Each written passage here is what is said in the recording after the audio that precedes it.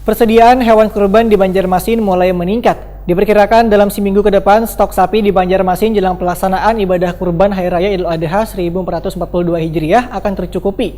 Persediaan sapi di rumah pemotongan hewan masih ada sekitar 30%, lantaran proses pengiriman sapi Matan Luar Kalimantan Selatan masih berlangsung.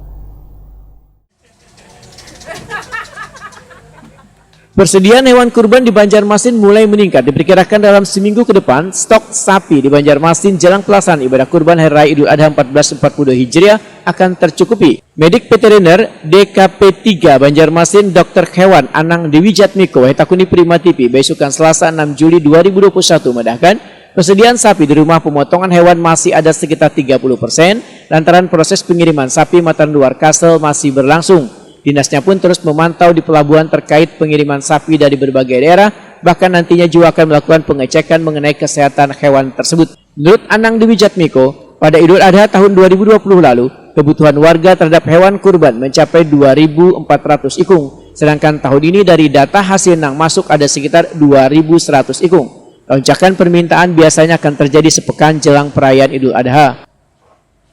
Pengawasan stok sapi di wilayah Kota Banjarmasin untuk stok hewan kurban sudah mulai ya.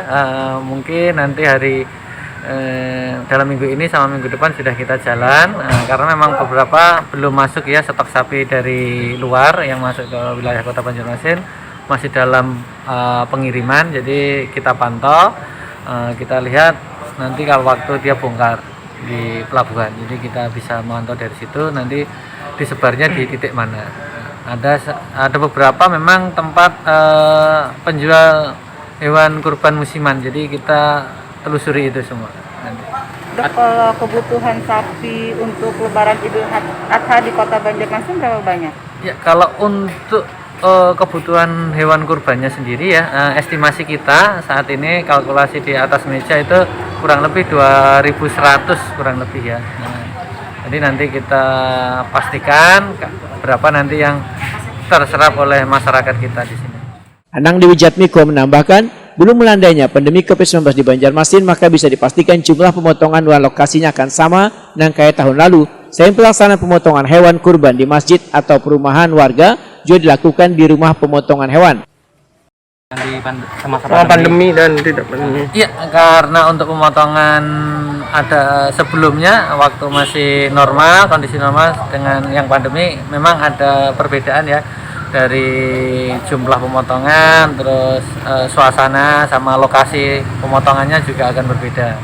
Biasanya ada di lokasi tempat-tempat perumahan, di masjid, ini biasanya yang dulu-dulu seperti itu, sekarang lebih banyak dititik beratkan di rumah potong hewan. Meskipun di luaran juga ada, kita datangi, kita pantau di mana-mana panitia-panitia kurban yang menyelenggarakan pemotongan hewan kurban tahun ini. Anang Dewi Jatmiko menegaskan, dinasnya akan turun ke lapangan untuk memantau terkait adanya pemotongan hewan kurban dadakan jelang perayaan Idul Adha di beberapa wilayah di Banjarmasin.